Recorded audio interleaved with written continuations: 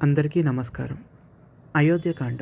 అయోధ్యకాండ రామాయణంలో ఒక అద్భుతమైన మలుపు. ఇది కేవలం ఒక రాజు అడవికి వెళ్ళిన కథ కాదు. ధర్మం, త్యాగం, పుత్రప్రేమ మరియు సోదర అనురాగాల సమాహారం. శ్రీరాముని పట్టాభిషేక మహోత్సవ సన్నాహాలతో మొదలై భరతుడు రాముని పాదకులను సింహాసనంపై ప్రతిష్ఠించడంతో ఈ కాండ ముగుస్తుంది. పట్టాభిషేక నిర్ణయం. దశరథ మహారాజు తన వృద్ధాప్యాన్ని గమనించి ప్రజలందరూ ప్రాణ సమానంగా ప్రేమించే రాముడిని రాజును చేయాలనుకుంటాడు. రాముడు మితభాషి, సత్యవాది మరియు సకల శాస్త్ర కోవిదుడు.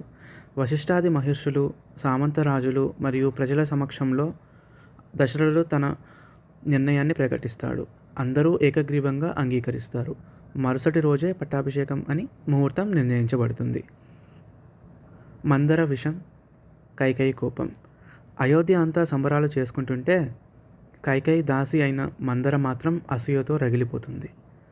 కైకేయికి రాముడంటే ఎంతో ఇష్టం, కానీ మందర ఆమె మనసులో భయాన్ని నాటుతుంది.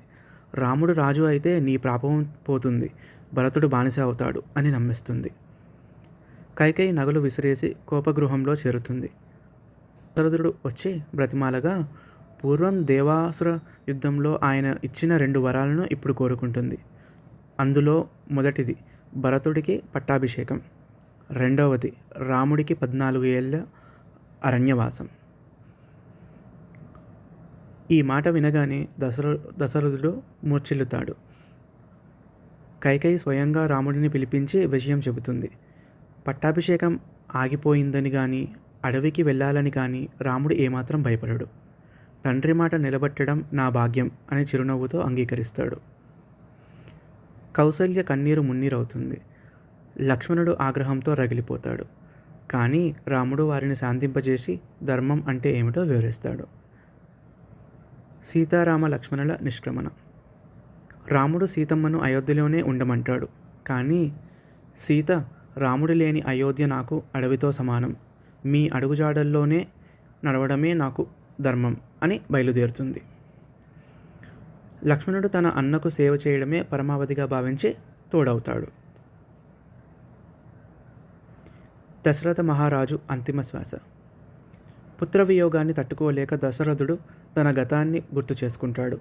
పూర్వం శ్రవణ కుమారుడిని వేటలో పొరపాటును చంపినప్పుడు అతని తల్లిదండ్రులు ఇచ్చిన శాపం పుత్రశోకంతో మరణించడం ఇప్పుడు నిజమైందని గ్రహిస్తాడు.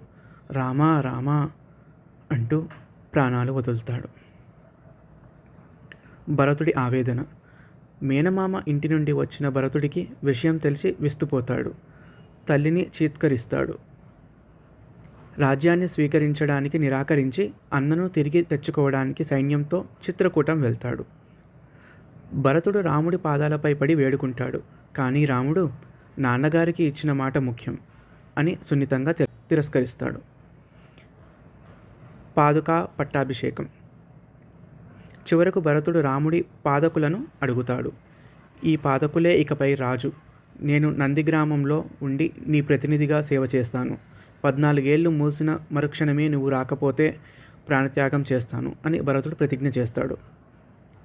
అయోధ్యకాండ త్యాగానికి చిహ్నం. ఒకవైపు రాముడి పితృవాక్య పరిపాలన, మరోవైపు భరతుడి నిస్వార్థ సోదర ప్రేమ ప్రపంచానికి ఆదర్శంగా నిలుస్తాయి.